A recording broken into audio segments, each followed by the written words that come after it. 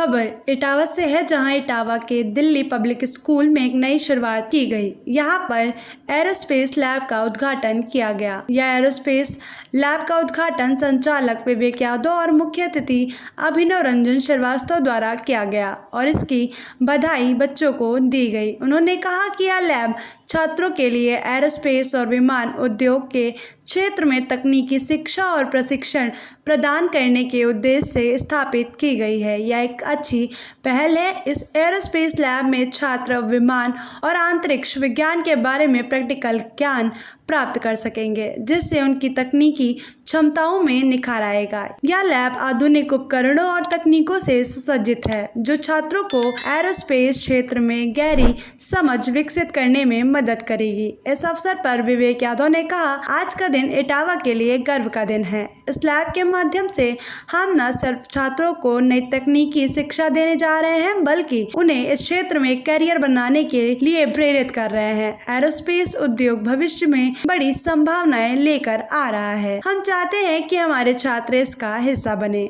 देखिए, इस लैब का बनाने का और एरोस्पेस को पढ़ाने का उद्देश्य ये है कि जो बच्चों ने सपने देखे हैं, जो सपनों में देखते हैं कि कभी वो जहाज़ में बैठते हैं, कभी वो उनको पता होता है, लेकिन उनको ये बात नहीं पता होती जहाज़ उड़ता कैसे है।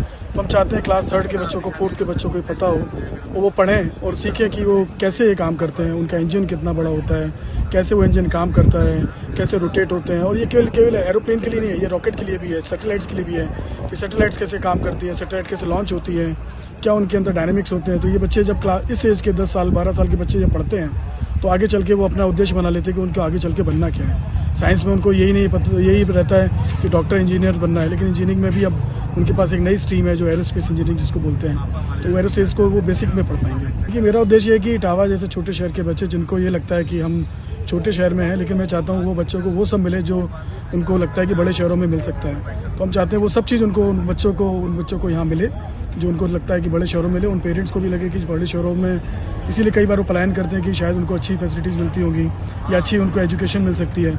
और डीपीएस इटावा ये प्रयास करता रहा है कि सबसे पहले जो बड़े शहरों में नहीं मिल रही है, वो हम इटावा में उनको दे पाएँ।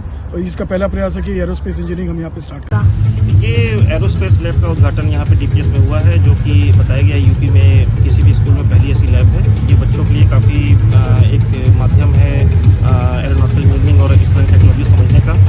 इनकी लैब्स में काफ़ी अत्याधुनिक ऐसे इक्विपमेंट्स हैं, साथ साथ लाइव सिमुलेशन भी दिखाया जा रहा है। साथ साथ एयर शोज में भी काफ़ी कुछ दिखाया गया है, जिसमें एरोनॉटिक्स के बारे में बच्चों को काफ़ी ज्ञान मिलेगा। तो ये एक नया इनोवेशन है और मेरी शुभकामनाएं डीपीएस की पूरी टीम के लिए हैं, साथ साथ बच्चों के लिए हैं। उनके करिकुलम में ये डालने पे उनको और फायदा आगे मिलेगा। दिल्ली पब्लिक स्कूल की प्रिंसिपल भावना सिंह ने भी इस पहल का स्वागत किया और उन्होंने कहा, यह लैब छात्रों को एरोस्पेस तकनीक और विज्ञान के क्षेत्र में उत्कृष्टता हासिल करने के नए अवसर प्रदान करेगी। साथ ही यह उन्हें वैश्विक स्तर पर प्रतिस्पर्धी बनाने में मदद करेगी। यह उद्घाटन समारोह दिल्ली पब्लिक स्कूल में विज्ञान और तकनीकी शिक्षा के क्षेत्र में एक नई दिशा को इंगित करता है, जो इटावा और आसपास के क्षेत्रों के छात्रों के लिए अत्यधिक लाभकारी साबित होगा। यूपी न्यूज़ 9 के लिए इटावा से चंचल दुबे की रिपोर्ट।